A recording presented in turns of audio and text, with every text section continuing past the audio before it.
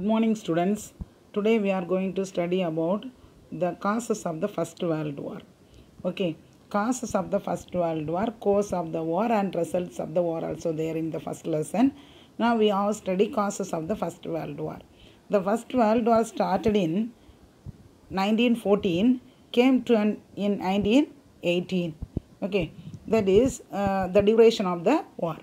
The causes of the war, first one is European alliances and counter alliances. In 1900, the 5 European great powers were divided into two armed camps.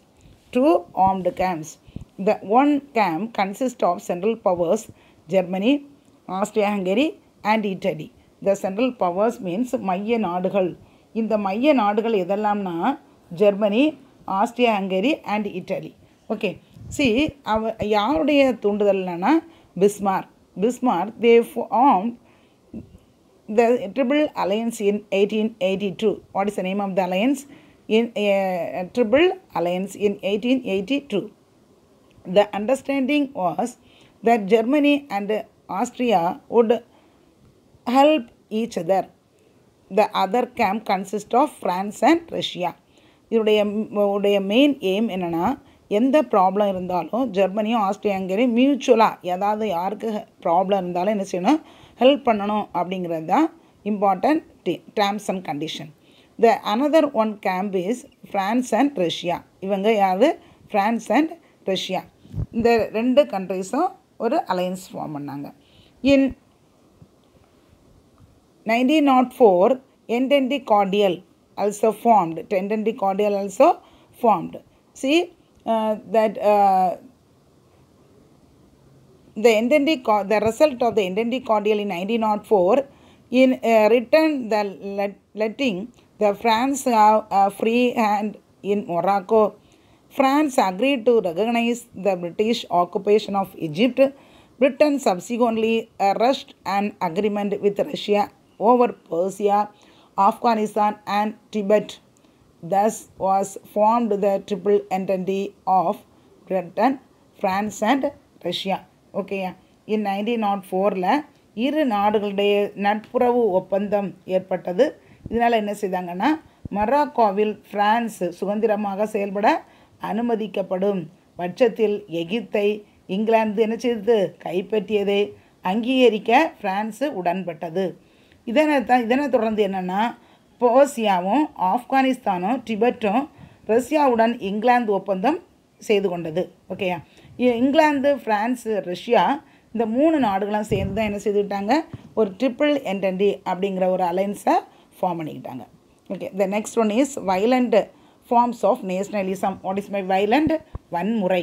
அந்த violent எப்படின்னா, with the growth of nationalism the attitude of my country right or wrong I support it.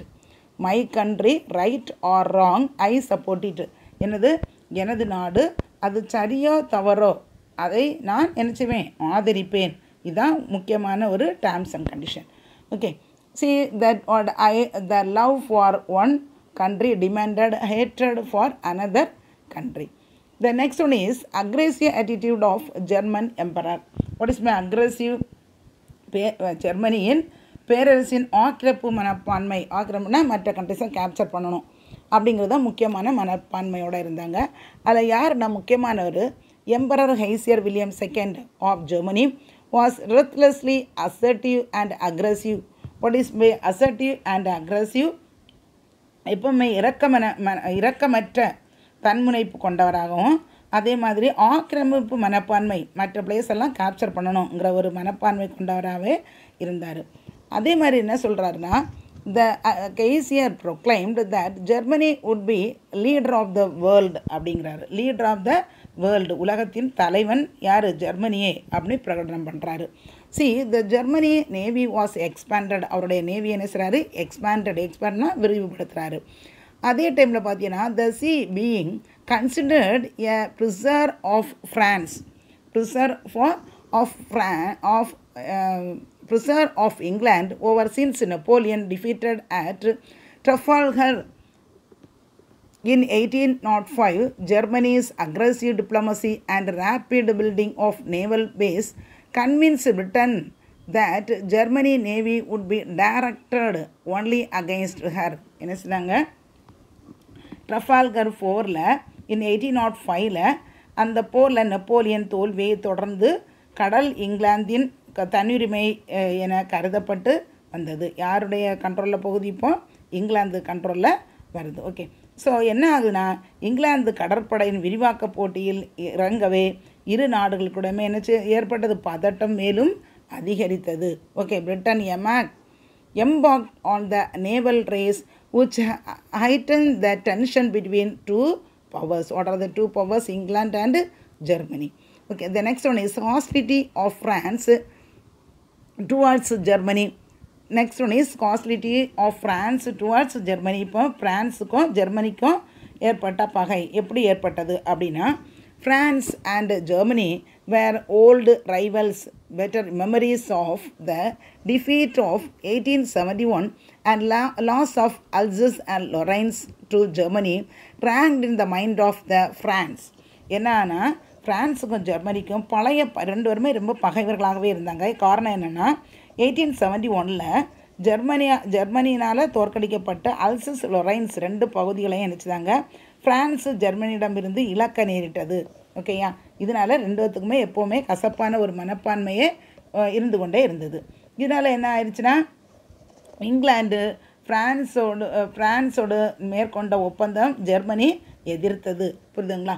இதனால் என்ன ஆயிடுச்சு, so geyser William second intentionally recognized the independence of the Sultan and demanded an international conference to decide on the future of Morocco. என்ன ஆயிடுச்சு, இவங்களுக்குள்ளே என்னச்சு, geyser William second Morocco சுல்தான் சுதந்திரத்தை அங்கீகரித்ததோடு என்ன செய்தாங்க, மொராக்காவின் எதிர்காலம் குறித்து முடிவு செய்ய பன்னாட்டு மாநாடு ஒன்றை கூட்டுமாறு கோரினார், வேண்டுதல் விடுத்தார். Okay, the next one is imperial powerful politics in the Balkan. அடுத்து பால்கன் வார் வருது. அடுத்து என்ன வருது, Balkan war. the Balkan war, the Turkey was powerful country, இப்போ இல்லை முன்னாடி powerful country in the southeast of Europe in the first half of the 18th century. 18th centuryயில் நினச்சிதாங்க பவர்ஃபுல் கண்ட்ரிஸாகவே இருந்தாங்க. இதுக்கு பிறகு என்ன ஆயிடுச்சுன்னா, the second half of the 18th century, Greek followed by the other began to cede one after another from Turkish control. Macedonia had mixed population. ரெண்டு கலந்துருந்தாங்க. They were rivalries among Greece, Serbia, Bulgaria and later Montenegro for the control of it. என்ன ஆயிடுச்சு, அவங்களுக்குள்ளே ஒரு problem உருவாகியது.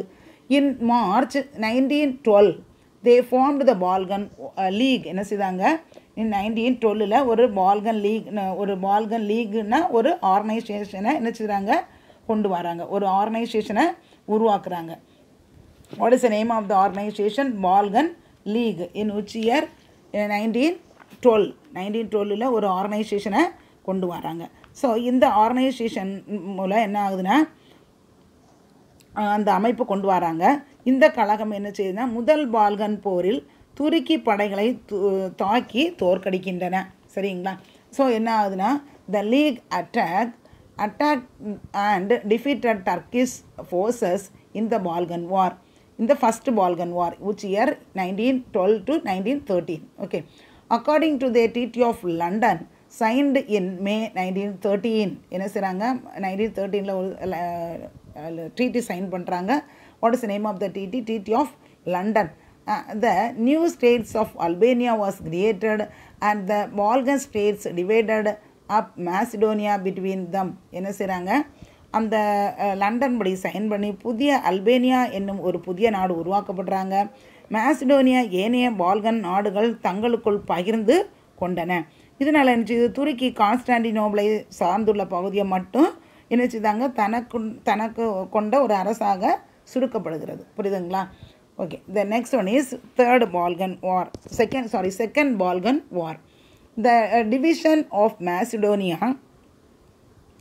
The division of Macedonia, however, did not satisfy Bulgaria. Bulgaria attacked Serbia and Greece, but Bulgaria was easily defeated. என்ன ஆகுது? Bulgaria சீக்கிரமாகவே defeat ஆகிறாங்க. So the second Balkan war ended with signing the treaty of Bucharest in August 1913. Okay, Bucharest in 1913 ஒரு treaty sign பண்ணுறாங்க. Next one is immediate cause. What is me immediate cause? Immediate காஸ்னால் என்னது? அந்த உடனடி காரணம். இதனுடைய முக்கியமான உடனடி காரணம் அப்படின்னா the climax of these events of the Balkan war Sarajevo in Bosnia on 28 June 1914. The Archduke Franz Ferdinand Nebel and their Franz Joseph, Emperor of Austria-Hungary, was assassinated by Prince Bosnian Ser. என்ன செய்கிறாங்க? ஆஸ்ட்ரியாவுடைய முக்கியமானவர் யார்? Ferdinand. அவரை யார் என்ன செய்கிறாங்க? சர்பியாவில் உள்ள ஒரு ஆள் என்ன செய்கிறாரு? அசாசினேட் பண்ணுறாரு. What is my assassinated? கொலை செய்கிறாரு. செர்பியனால் கொலை செய்யப்படுகிறார்.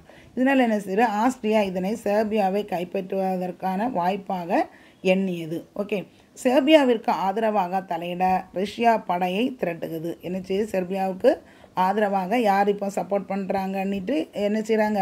ரஷ்யா சப்போர்ட் பண்ணும் அப்படின்னு ஜெர்மனிக்கு வதந்தி மூலம் தெரியுது. ஒன்று என்ன செய்யுது? அப்போ நம்மளே என்ன செய்துருவோம்?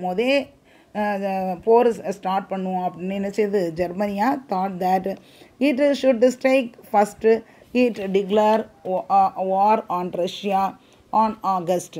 ஒன்று என்ன செய்யுது? Germany had no quarrel with France, but because of the Franco-Russian alliances, the Germany army, which was planning a war against both France and Russia, wanted to use up the occasions of its advantage. The German violation of Belgium neutrally forced Britain to enter war. என்ன ஆகுது? இதனால தான் Britain அந்த வாரில் என்ட்ராகிறதுக்கு காரணமாக அமைகிறது. That is the immediate cause of the war. ஓகேயா?